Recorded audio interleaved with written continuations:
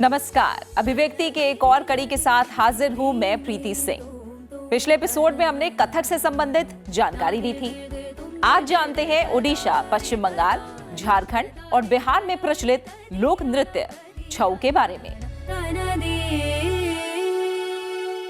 छऊ प्राचीन लोक नृत्य है। कहते हैं इसकी शुरुआत युद्ध के दौरान सैनिकों के मनोरंजन के लिए हुई।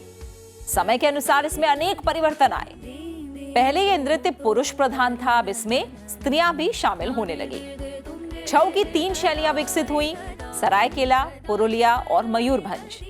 मुखौटों का इस्तेमाल सरायकेला और पुरुलिया छऊ में किया जाता है। इसके बारे में विस्तार से बताने के लिए हमारे साथ हैं गुरु शशिधर आचार्य। शशिधर आचार्य को छऊ के लिए पद्मश्री और संगीत नाटक अकादमी अवार्ड भी मिल चुका है। आइए जानते हैं छऊ के बारे में।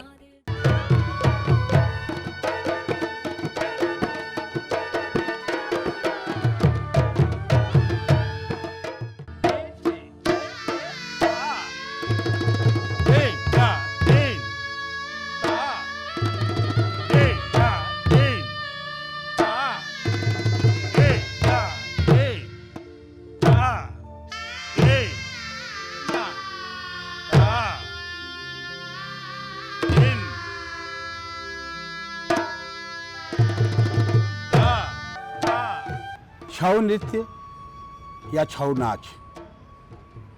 छऊ नृत्य भारत के जितने भी नृत्य हैं उससे कितनी अलग है, कितनी समानताएं हैं। मुखौटे की प्रयोग से कलाकार जो छऊ नृत्य करता है वो कलाकार अपनी आइडेंटिटी खोकर उस आइडेंटिटी पर चला जाता है जो कैरेक्टर या जो पात्र वो ऑन स्टेज परफॉर्मेंस करता है। अगर मैं शशिधर आचार्य हूं, अगर मैं मुखौटा प्रयोग करता हूं तो उस मुखौटा, अगर मैं कृष्ण का मुखौटा धारण करता हूं, अगर मैं दुर्गा का मुखौटा धारण करता हूं तो मुझे कोई भी व्यक्ति, कोई भी ऑडियंस ये नहीं पहचान पाएगा कि ये शशिधर आचार्य है। ये उस कैरेक्टर में, जो कैरेक्टर मैं ऑन स्टेज प्रेजेंट कर रहा हूं, चाहे वो कृष्ण का हो, चाहे वो राधा का हो, चाहे वो सूर्य का हो, चाहे वो रात्रि का हो, उसी नाम से मैं नामित होता हूं। यही छऊ नृत्य की विशेषता है और दूसरे नृत्यों से भिन्न है। अब छऊ नृत्य की उत्पत्ति और विकास के बारे में ये कहा गया है कि भारत में जितने नृत्य हैं किसी ना किसी खास जगह से, किसी ना किसी खास व्यक्ति समूह से, किसी ना किसी मंदिर से, किसी ना किसी त्योहारों से हमारे नृत्य उत्पत्ति हुई है। लेकिन ये नृत्य एक ऐसा, इसका जो जन्म स्थान है, इसका उद्भव स्थान है, एक ऐसा अलग जगह से हुआ है, मतलब कि ना ये मंदिर से हुआ है, ना ये फेस्टिवल से हुआ है, ये राजा के छावनी से, कैंटोनमेंट से हुआ है। तो जो कैरेक्टर है, जिन लोगों ने इसकी उत्पत्ति करी है, वो कैरेक्टर ही योद्धाओं का कैरेक्टर है। इसीलिए लोग इसे कहते हैं कि ये हमारे भारतीय युद्ध कला से प्रेरित नृत्य है। मेरे रिसर्च के दौरान मैंने पाया कि छऊ नृत्य की उत्पत्ति जो हुई है वो 1205 एडी में स्टार्टिंग कहा जाता है। क्यों कहा जाता है? क्योंकि जो 7 सारंडा हिल्स है अभी, वो उड़ीसा से लेकर छत्तीसगढ़ तक वो 7 सारंडा हिल्स है और वो जनजाति आदिवासियों का और शिकारियों का जगह है। तो पहला जो राजा दर्प नारायण सिंह जब 1205 एडी में सिंहभूम डायनेस्टी का स्थापना करे तो उन्होंने अपने योद्धा में उन लोगों को लिया, क्योंकि उस वक्त उस एरिया में 2 तरह की ट्राइबल रहते थे, सरका और भुइयां। 2 जाति होती थी। सरका जाति जो खेती बाड़ी करती थी और भुइयां जो योद्धा था, ये शिकारी था। तो धीरे धीरे क्या किया उन्होंने कि क्योंकि भौगोलिक स्थिति जो था वो पूरा एरिया ओड्रो देश में था, क्योंकि भारत आजाद होने से पहले हमारे यहाँ स्टेट नहीं था, देश था। पांचाल देश, विदर्भ देश, ओड्रो देश, इस तरह से देश माना जाता था, जिसे हम आज स्टेट कह रहे हैं। तो ये सारा ओड्रो देश के अंदर में ये जगह था। तो छाऊ की उत्पत्ति 1205 एडी से मिलता है, लेकिन धीरे धीरे वहां से डायनेस्टी उठकर पोड़ाहाट में आया, पोड़ाहाट से डायनेस्टी उठकर सरायकला में आया, जहां अभी का जो राजा का जगह है सिंहभूम डायनेस्टी जो है वो सरायकला में है। 16th सेंचुरी में सरायकला में ये डायनेस्टी बना। 16वीं शताब्दी में धीरे धीरे कला के ऊपर कला ने ग्रेव करना शुरू किया, है ना। पशु पक्षियों की चालों को एडॉप्ट किया वॉरियर लोगों ने। उन्होंने किस तरह से अपने युद्ध कला में डाला और वो युद्ध कला किस तरह से थिएटर डांस या डांस मूवमेंट बना, ये छाऊ की जर्नी है।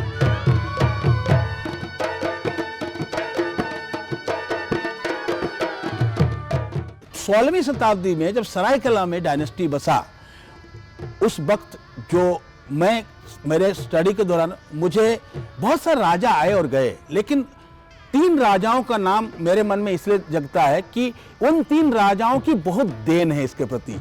जैसे पहला द्वारपनारायण सिंहदेव, दूसरा उदित नारायण सिंहदेव जिसे हम बूढ़ा राजा कहते थे, ठीक है, और लास्ट किंग जो था आदित्य प्रताप सिंहदेव। ये 3 राजाओं का बड़ी देन है। उदित प्रताप सिंहदेव ने, उदित नारायण सिंहदेव ने, उन्होंने ओड्रो देश में उड़ीसा से बहुत लोगों को माइग्रेट किया। 13 कास्ट के लोग सरायकला में उसने लाके उड़ीसा से बसाया, और ये कला तब केवल मार्शल आर्ट यानी कि युद्ध विद्या, युद्ध कौशल में परिणत था।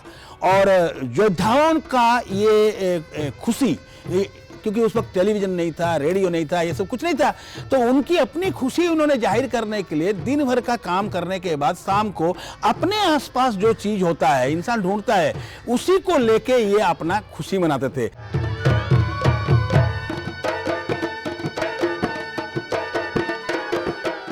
आप अगर छाऊ में बजने वाले इंस्ट्रूमेंट को देखेंगे तो पता चलेगा कि ये युद्ध विद्या से कैसे आया है, या युद्ध विद्या के क्यों बड़े बड़े नगाड़ा होते हैं, बड़े बड़े ढोल होते हैं, शंख होता है, तुरी होता है, भेरी होता है, इतनी सारी चीजें होती है, सब ऊंची साउंड वाला। शंख होता है ना, तो ऊंची साउंड वाला और ओपन ईयर वाला। हमारी कलाएं पहले ओपन ईयर में ही होती थी, बाद में धीरे धीरे सिमटने लगा, और आज हम पहुंच गए कहाँ ना, प्रोसिनियम थिएटर में।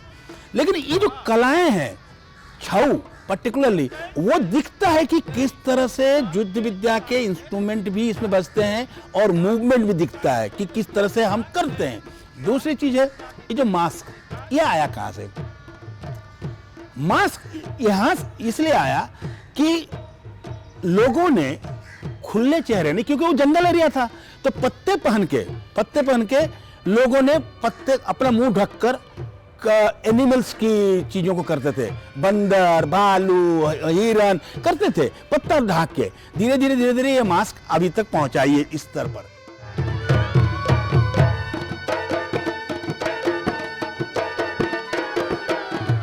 मुझे ऐसा लगता है, क्योंकि मैं एक डांसर हूं और एक परंपरागत डांसर हूं, तो मुझे ऐसे फील होता है कि देखिए, शास्त्र कहता है कि जैसे भरत मुनि कहते हैं कि मुखौटे की प्रयोग हम इसलिए करते हैं क्योंकि हम रावण के 10 सिर नहीं दिखा सकते हैं, तो हमारा तो एक ही सिर है, तो उसका 10 सिर दिखाने के लिए हम प्रतीक के रूप में मास्क को यूटिलाइज करते हैं। जो मास्क है वही मेकअप है, मेकअप भी वही है। अगर आपको कृष्ण बनना है तो कृष्ण की मेकअप करनी पड़ेगी, हम मास्क बनाते हैं, तो चीजें एक ही है। हाँ, ये जरूर है कि मुखाभिनय इस पे नहीं करते हैं, शारीरिक अंग भंगिमा से ही सारा चीज, सारा रस, सारा भाव हम ऑडियंस तक प्रदर्शित करते हैं।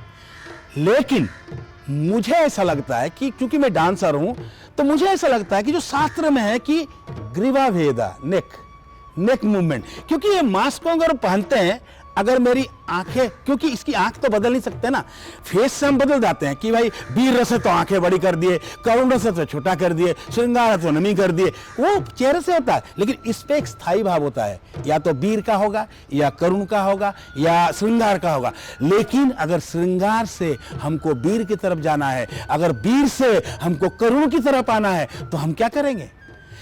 हमारी मूवमेंट, बॉडी मूवमेंट और ये मास्क दोनों का बहुत संबंध है, गहरा संबंध है।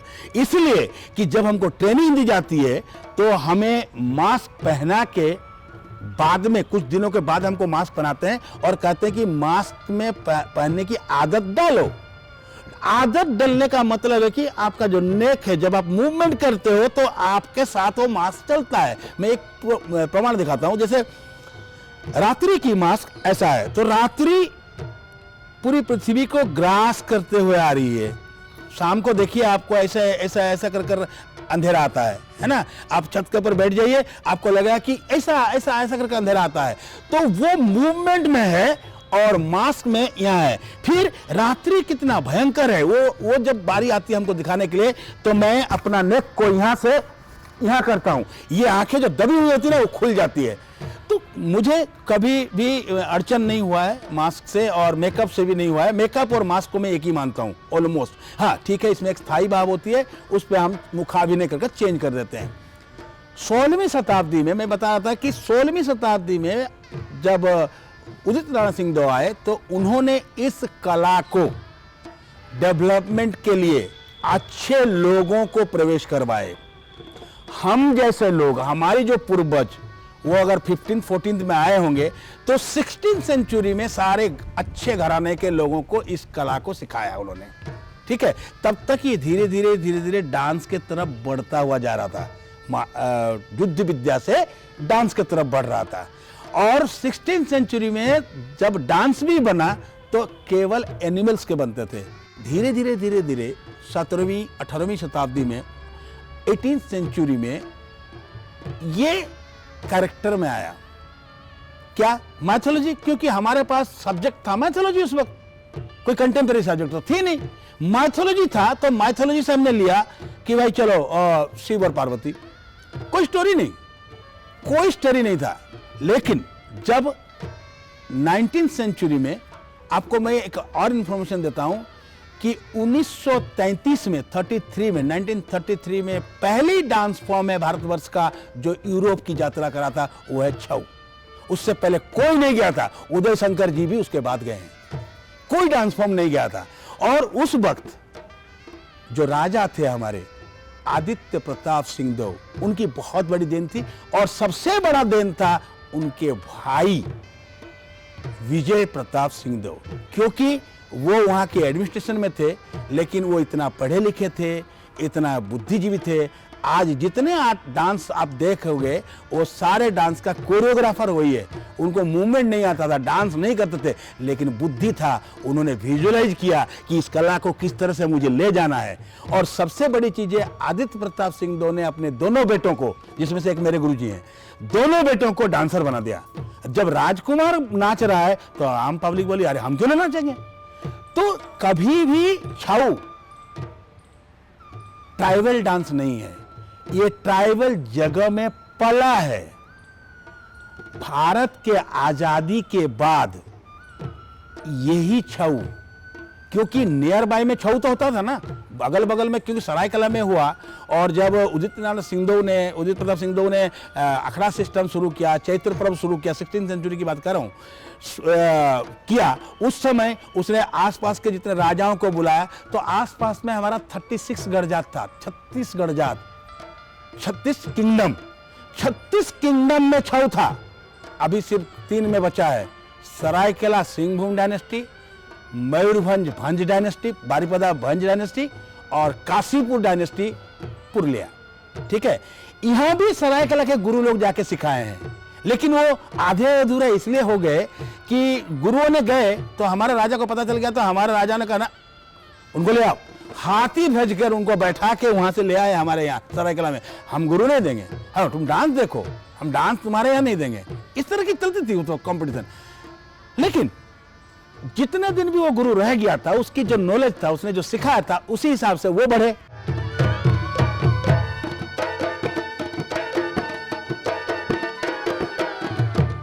देखिए, मैं बहुत सारे जगह में गया, बहुत सारे इंटरनेशनल ट्रैवल किया। मुझे कई देश बहुत अच्छे लगे, बहुत अच्छा रिस्पॉन्स रहा। जैसे इटली है, फ्रांस है ना, ग्रीस है, जो आर्टिस्टिक जगह है। आज पूरे भारत में छऊ को जानते हैं, दूसरे स्टेट में जानते नहीं थे। आज से 25-30 साल पहले चले जाइए, हर स्टेट में नहीं जानते थे छऊ क्या होता है। ठीक है ना, आज जानते हैं। और धीरे धीरे इंटरनेशनली यूनिवर्सिटी में मैंने जाना शुरू किया, पढ़ाना शुरू किया। मैंने बोस्टन यूनिवर्सिटी में पढ़ाया हूँ, मैं टेक्सास में पढ़ाया हूँ, कैंसस में पढ़ाया हूँ, मैं माल्टा यूनिवर्सिटी में पढ़ाया हूँ, ग्रीस की यूनिवर्सिटी में पढ़ाता हूँ, और मैं इधर मॉरिशस और इधर रियूनियन आइलैंड इनकी यूनिवर्सिटी में। तो क्या होता है कि रेस्पॉन्स अच्छा है। और सबसे बड़ी बात मैं कहता हूँ कि भारत की जितनी भी कलाएँ हैं, सब कलाएँ महान है, कोई कमी नहीं। विविधता कितना है भारत में, ये बहुत बड़ी चीज़ है हमारी ज़िंदगी में। ये कला इसलिए वेस्टर्न में ज़्यादा लोग चाहते हैं कि इसका कोई लैंग्वेज नहीं है, इसका बॉडी लैंग्वेज है। और बॉडी लैंग्वेज जो होता है वो यूनिवर्सल लैंग्वेज होता है। हिंदी है ना, तमिल है ना, तेलुगु है ना, क्या है हमारा। देखिए अदर डांस फॉर्म में ये जो संगीत जुड़ी हुई है वो अपनी लैंग्वेज में है। वो लैंग्वेज तो हम विदेश में नहीं बोल सकते हैं ना, समझेंगे नहीं। लेकिन इसका लैंग्वेज क्या है, बॉडी मूवमेंट्स है। जो शारीरिक भाषा वो सभी जगह प्रचुर्य है। नए लोग, नए बच्चे थिएटर के हो या डांसर हो, इसलिए इसको सीखना चाहते हैं कि अगर ये धीरे धीरे इसको समझने लगे इस कला को। देखिए पहले तो फोक डांस बोल के इसको ले जाते थे, अब लोग समझने लगे कि नहीं ये कला में इतनी गुण है। मैं कहता हूं कि इसकी जो एक्सरसाइजेज है, अगर ये एक्सरसाइजेज को लोग करें डेली ना तो स्वस्थ रहेंगे, डांसर मत बने।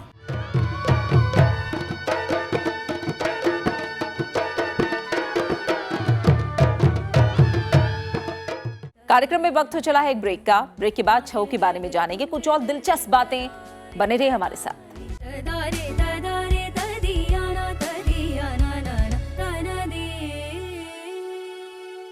ब्रेक के बाद आपका स्वागत है कार्यक्रम अभिव्यक्ति में। आज की इस कड़ी में छऊ के बारे में बता रहे हैं गुरु शशिधर आचार्य।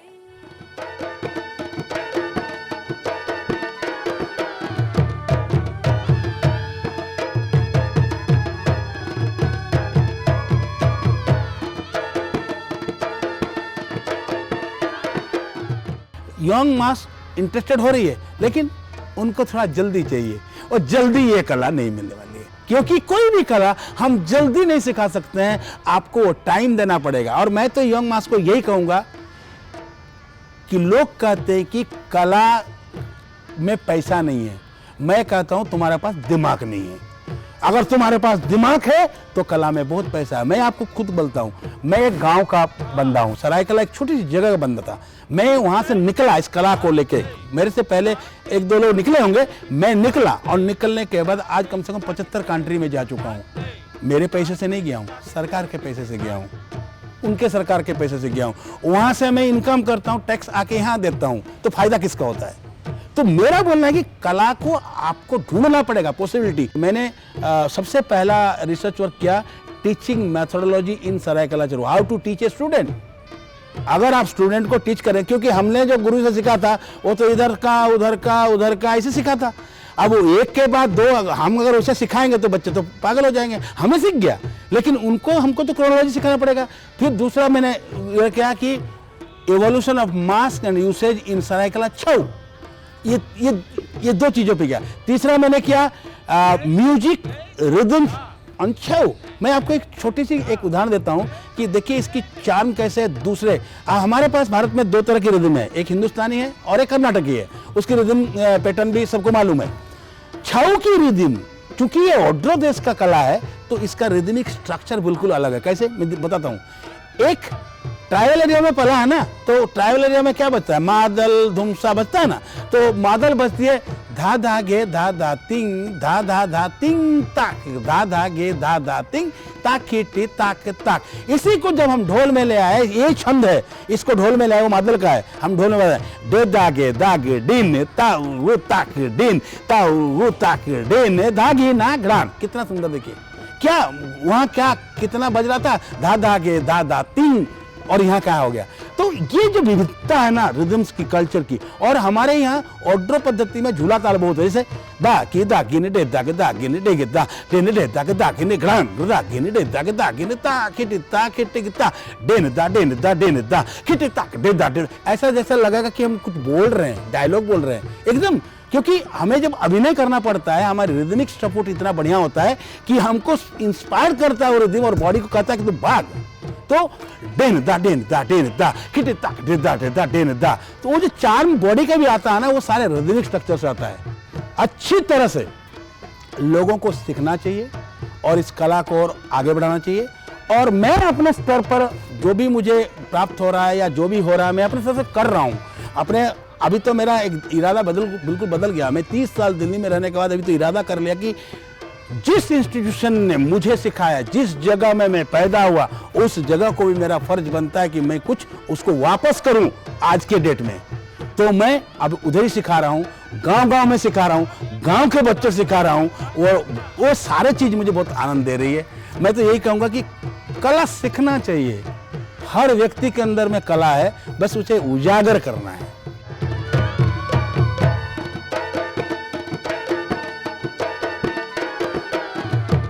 मैं इस कला का 5वीं जनरेशन का नर्तक हूं। मैं गुरु का बात नहीं करता, मैं गुरुगिरी नहीं करना चाहता हूं। अभी तो मैं नर्तक हूं। लेकिन हमारे पूर्वजों की इस कला में बहुत देन है। जैसे हम जब सरायकला आए थे तो सबसे पहले हमारा जो वंशज का मैंने नाम सुना था वो चेमाचार्य, उसके बाद पुरुषोत्तम, उसके बाद बनमाली, उसके बाद मेरे पापा के चाचा दुर्गा चरणाचार्य, उसके बाद मेरे पिताजी और उसके बाद मैं और मेरे बाद मेरा बेटा। 6 जनरेशन हो गया। तो कला किस तरह से दर पीढ़ी भागता है। मैं बचपन में क्लास होता था हमारे घर में, मैं देखता था मेरे पिताजी सिखा रहे हैं, वो टीन को बजा के सिखाते थे, ढोल वगैरह, क्योंकि ब्राह्मण लोग हैं ना तो चमड़ा अंदर नहीं कर सकते, बड़ी रेस्ट्रिक्शन था। आज मेरे पास जितना ढोल है वो बजाने वालों के पास ढोल नहीं है, इतना ढोल और नगाड़ा मेरे पास है। क्योंकि मैंने कहा कला की कोई जाति धर्म गोत्र नहीं होता है।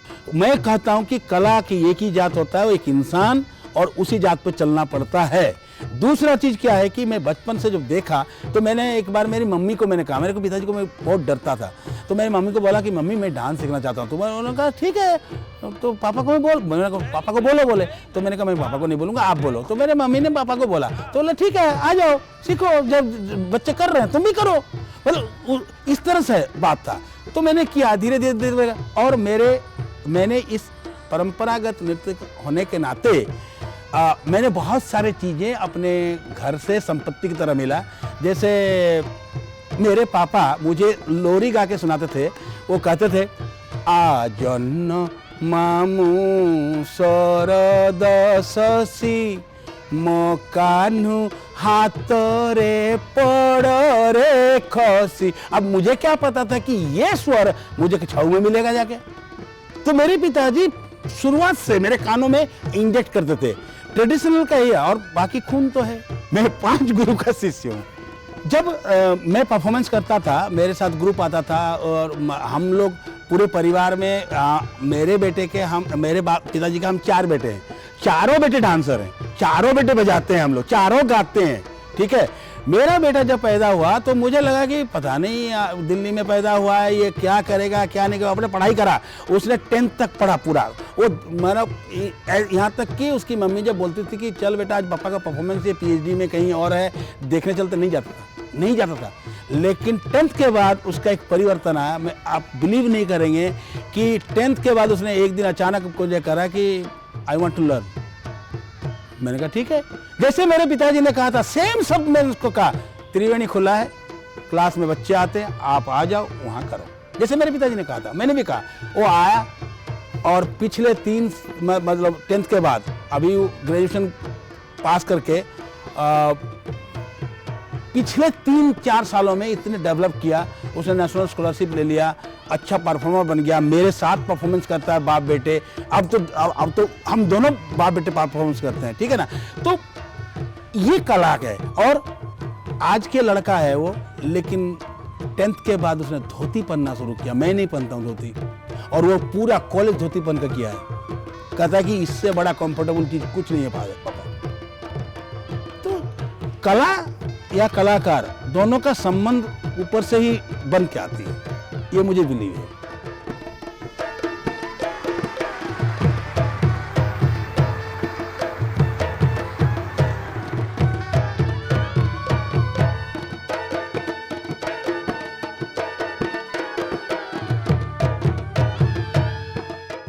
आज की इस कड़ी में हमने जाना छऊ के बारे में। इस कार्यक्रम के जरिए हम आपको लगातार शास्त्रीय गायन, नृत्य, संगीत की विभिन्न शैलियों के बारे में जानकारी देते रहते हैं। अभिव्यक्ति की अगली कड़ी में हम आपको लेकर चलेंगे एक ऐसे गांव में जहां की मिट्टी में रागिनी है। बने रहिए सनसेट टीवी के साथ। नमस्कार।